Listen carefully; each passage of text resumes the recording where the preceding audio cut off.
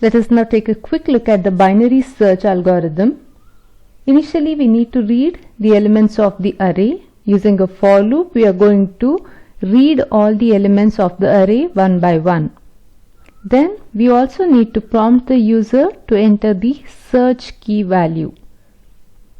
Once the user enters the search key, the procedure of binary search begins. Here we make use of two variables, low and high. Low is initialized to 0 and high is initialized to n-1. Low and high are basically the indices of the array under consideration. That is, low indicates the starting index of the array in which we are going to search, and high indicates the end index of the array which we are going to search. Now let us take a look at our previous example. According to this example, initially the entire row is being considered for the search procedure. Hence low is set to 0 and then high is set to 58. Total number of students is 59. Therefore the highest index is 59 minus 1. N minus 1, that is 58. The next step is to compute the middle element of this array. If 0 is the starting index and 58 is the ending index, middle element can be computed as 0 plus 58 by 2, that is equals to 29. So 29 will be our mid index as indicated over here. Now let us assume that the key element is Nisha. This is the name that we are going to search for in this array of elements. The first condition that we are going to consider is we are checking if the middle element is equals to key. If the middle element is equals to key, we are done with the search procedure. We can directly print that we have found the element and we can exit the algorithm. If it is not equals to the mid element, there are two possibilities. Either our key is less than the middle element or our key is greater than the middle element. If our key is less than the middle element, then the array that we need to consider for future search is this first half of the array. This is the array that we need to consider for future search. So if the value of key is less than middle element, array of mid, then the low of this array remains the same. Low still remains at 0, but the value of high is 28. For this particular portion of the array, the value of high, that is the last index, should be 28. So high can be computed as the previous element of mid. That is exactly what we'll do. High equals to mid minus 1. This is how we are going to compute the new value of high. And if the value of key is greater than a of mid, what will happen if the value of key is greater than the middle element? In that case, we need to consider the second half of the array. Now what are the changes we need to do? The value of high remains the same. This is the last index of the array we want to consider, whereas the value of low should be the position number 30. So low should be updated to mid plus 1. Remember, the value of mid is 29. So mid plus 1 is what the value of low should be updated to. This is exactly what we are going to do in the next half of the algorithm. So once we are done reading the values of the array and the search elements, the first step is to initialize the value of low to 0 and high to n-1. Then we need to begin the actual binary search procedure. First you calculate the value of mid as mid equals to low plus high divided by 2. Then you check, is the value of key equals to the middle element? If it is true, you print the result and you just stop the algorithm. Else, if the key is not equals to the middle element, then you need to continue with either the first half of the array or the second half of the array. This process has to keep on continuing until we find our search element. Now let us see how the search proceeds further.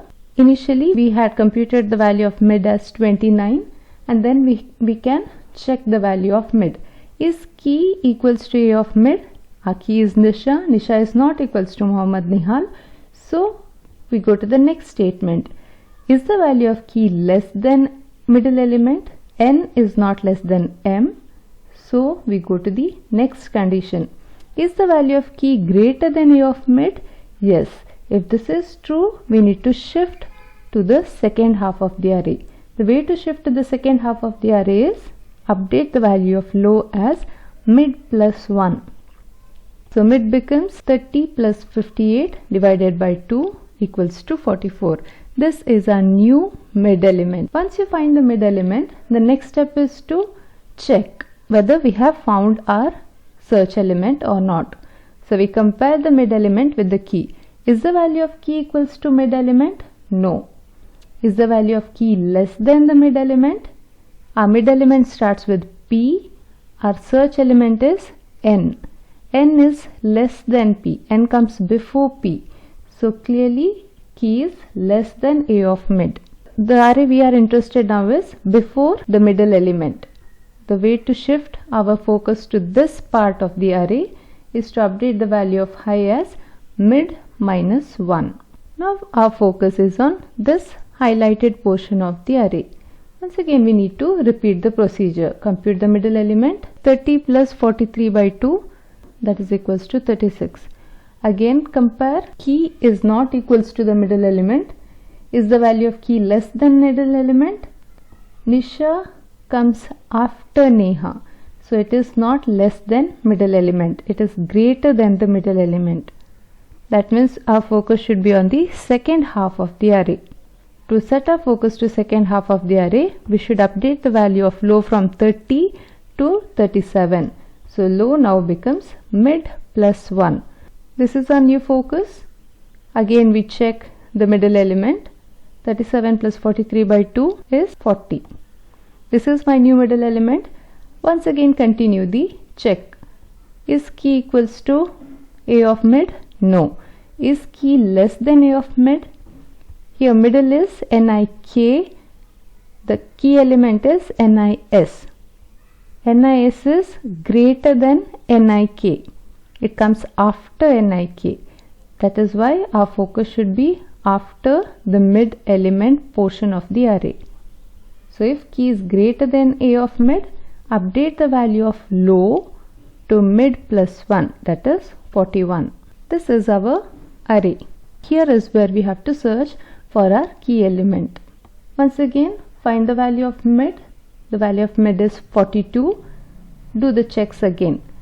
Is the key equals to the middle element? No. Is the key less than middle element? This is NIS. The middle element is NIV. Yes, it is less than the middle element.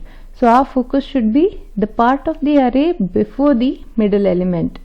To do that, we have to shift the value of high as mid minus 1. Now the value of low is 41. The value of high is also 41. Mid is also equals to 41. Now we proceed with checking the value. Is the value of key equals to mid? No. Is the value of key less than mid?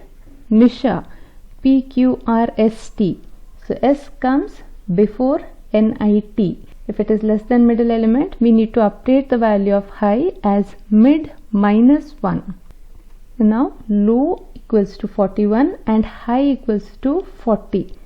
This condition, when the value of low becomes greater than the value of high, this can be decided as the stopping criteria for our search procedure. When we are going on performing binary search, when we are going on breaking the array down into smaller and smaller partitions, as soon as the value of low becomes greater than high, we can stop the searching procedure and we can conclude that no, this element does not exist in the array. This whole thing, this binary searching procedure will continue as long as the value of low is less than or equals to high.